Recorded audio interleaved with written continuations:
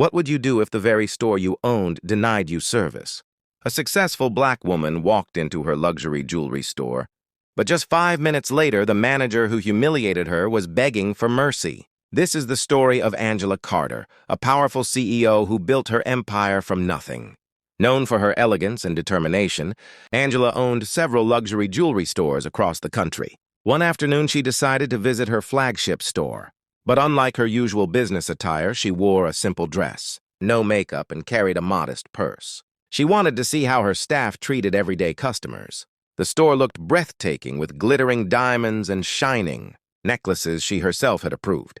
But before she could admire them properly, the manager, Mr. Collins, stepped forward with a dismissive smirk. "Ma'am, I think you might be in the wrong place," he said coldly. Angela raised her brows, unsure if she heard correctly. He added, "Our items are very expensive. Maybe you should try another store, something more in your range." Other shoppers turned their heads, whispering at the insult. Angela's heart pounded. This was her own store, and yet she was being treated as if she didn't belong. Calmly, she asked, "And what makes you think I can't afford this?"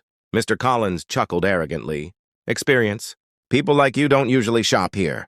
For a moment, Angela stayed silent, studying his face. Then she quietly pulled out her phone and made one quick call. Within minutes, 2 senior staff members rushed in, greeting her warmly. "Good afternoon, Ms. Carter." The entire store froze in shock as Angela revealed her true identity.